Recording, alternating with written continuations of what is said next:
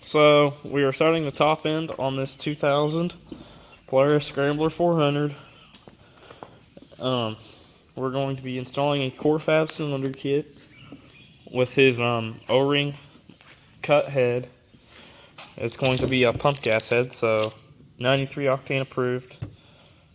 That's what it runs best on. I'm pretty sure that's what it means, but you know what I mean. But that thing is pretty. So first thing we're going to be doing is pulling off the front fenders. I've already got the shifter, front nose cone off. All I've got to do is loosen these 6 bolts right here. Or 6 bolts in total. And the 2 exhaust cover bolts. And then front plastics will lift off. Also got to take the fuel cap and this stuff off right here. But she's going along pretty good so far. Haven't had a problem. So we will get back to I'll come back once I get the front plastics off. That should be pretty quick. So we will get back to it. So I'll probably go ahead and start recording now. I'll go ahead and get these front plastics pulled off. I remember what I did with my socket.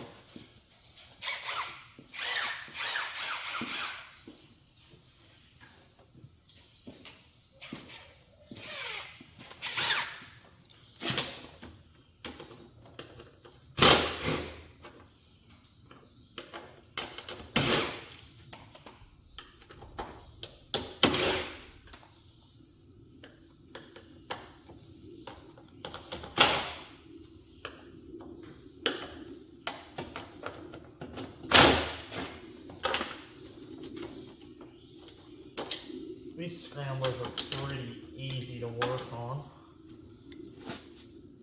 considering the 2-stroke.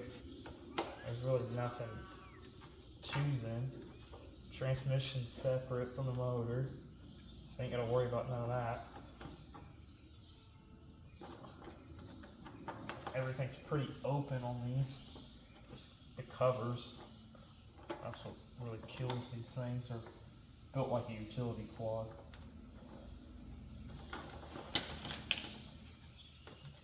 This off over here.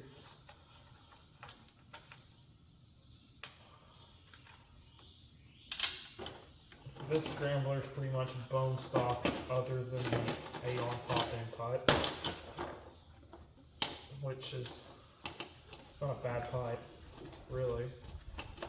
It's just an RPM pipe, it likes RPM. I think these pipes are rated at like 7,800 RPMs, maybe 6,000. I'm not quite sure. I don't quite remember. I had all that stuff down somewhere, but of course I don't remember. But it's a pretty high RPM pipe.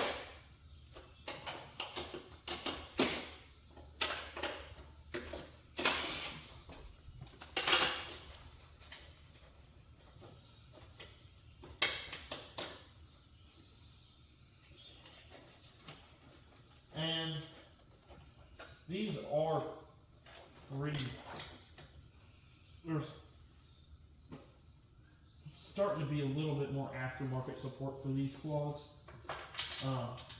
Core Fab Manufacturing, he's been making a lot of stuff for these lately. Then we have Rick Ritter, of course. He's still making stuff for these machines. He supplies Aon's top end pipe. This is not a Ritter kit, of course, because the wait time on his stuff is just absolutely crazy, but it's understandable considering he's the only one that still makes pipes for these machines. Which is understandable, I understand that. There's only so many.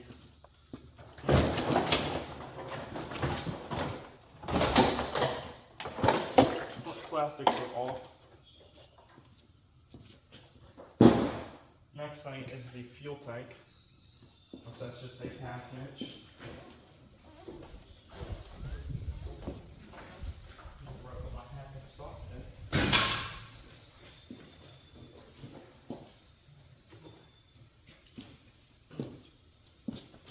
Should be pretty easy. Fuel tank just comes right off.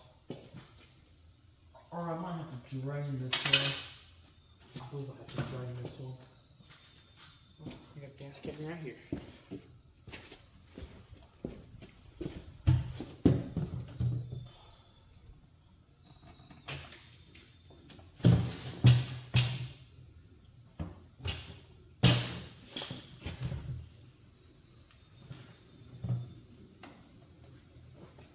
So as that's draining, let me get all of this stuff off and out of the way.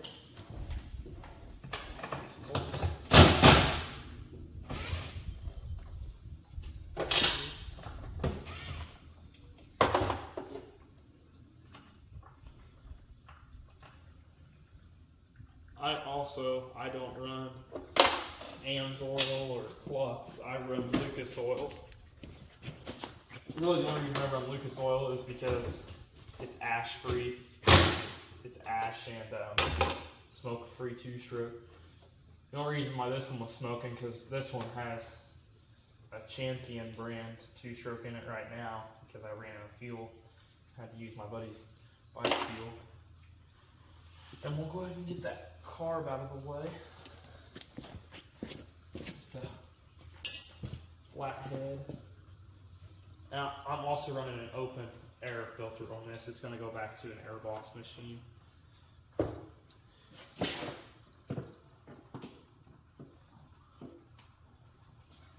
carb is jetted to a 270 main, and it's either a 30 or a 35 pilot.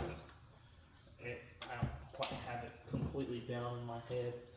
It's also got V-force reads and stuff, which them are pretty good reads when they're right. Got my Corva tank left. Could be really quick and pull that tank off and tilt it on its side. I'll come back to you guys once the fuel tank gets done draining. So, here's a little closer view up on this Aeon pipe. It's got an aluminum light Aeon silencer. And the aluminum, or I guess, silver painted top end pipe needs to be repatched right here. The weld's starting to break around, but I can repatch that sometime else. I've got that fuel tank's just about empty. You probably see it on camera. But this thing's got really nice plastics on it. They clean up real nice. I'm always interested in machines close around the 812 area and these older Polaris machines. Feel free to hit me up in the comments or something. All my socials, my TikTok is dat400sport, YouTube's dat400sport. But like I said, I'm always interested in these older quads, these older Polarises. And once we get that fuel tank off, we'll pull the head and we'll look at the piston and stuff.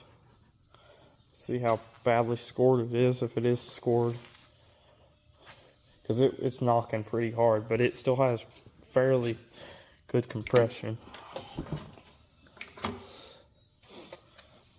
I just don't want to risk, of course, locking it up or blowing it up. I'd rather be safe with this than be worried the entire time. Which, if I had the time, I would do a little bit to this exhaust port right here. Clean it up a little bit, but with a Dremel and see if I can get it a little bit nicer.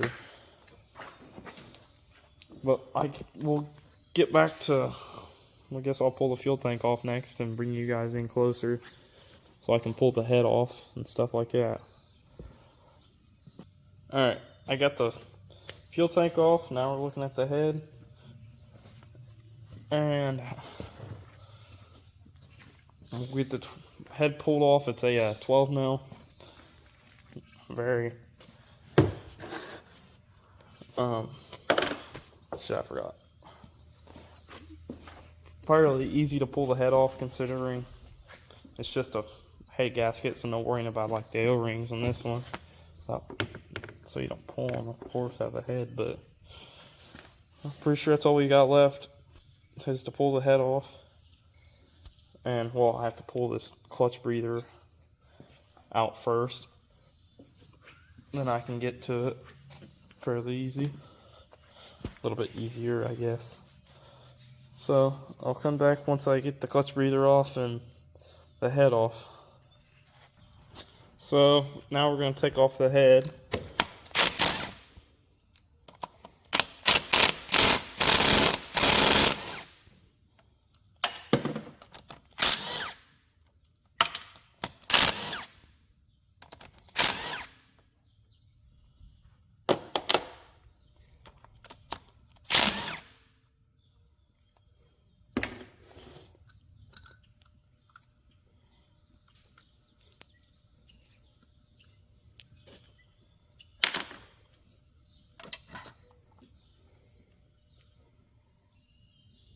Head looks okay-ish. Does look a little washed out though. This motor doesn't have very many hours on it.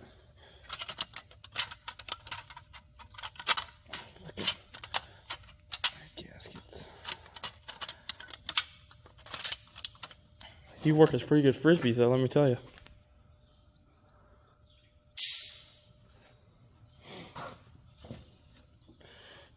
But still got a little cross hatching. Could be a little bit on the better side, but it's definitely, the jetting's probably just about right. It might be a little rich, but it's a little better than not being rich at all, or being lean.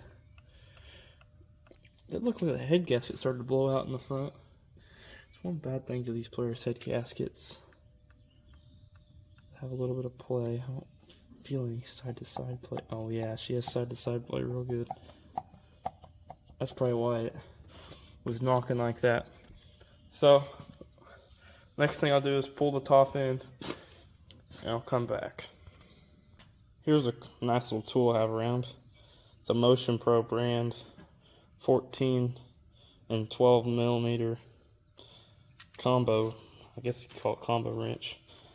But it's real nice for fitting in here with these 400s.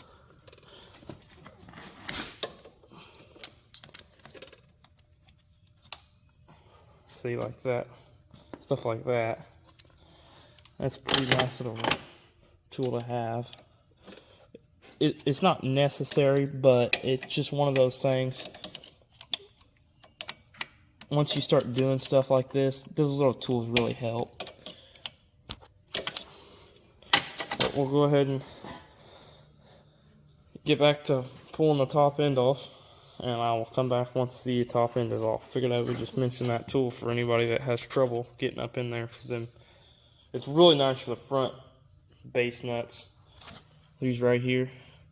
It's really nice for those. But is it needed? No. Is it nice? Yeah. It's just one of those things. So, our reeds are looking pretty good. A little bit of dirt from me.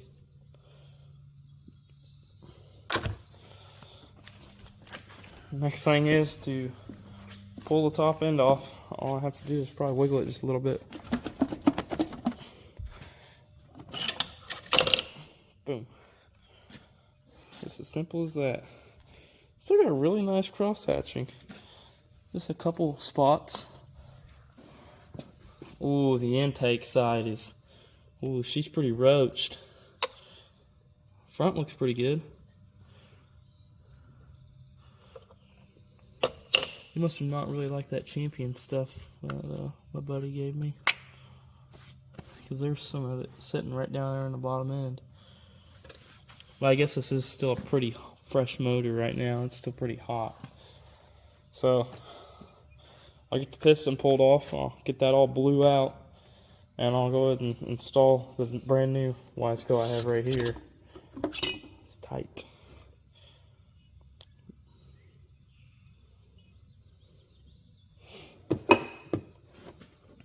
So once you see it, it'll either have that cylinder on it and bolted down, or it'll just have the piston in it. I will get back to you guys. Alright, we have the brand new piston in and the brand new gasket. It looks pretty. It's a really nice kit. All I gotta do is pull the manifold off of this cylinder right here and put on this cylinder, and also the gasket, of course. And I'll be ready to start bolting that cylinder on. I'll get back to once I get the manifold and the cylinder bolted back down. So pretty much all I've got left to do is bolt down the cylinder and put the head on and the top mount and the reeds and everything, and we'll do the first test fire on it. We will be back shortly. Alright, we got her back together, or half-glass back together. Got the pipe and everything on it. I think I have it on. I don't have the key on. I think I can turn it on.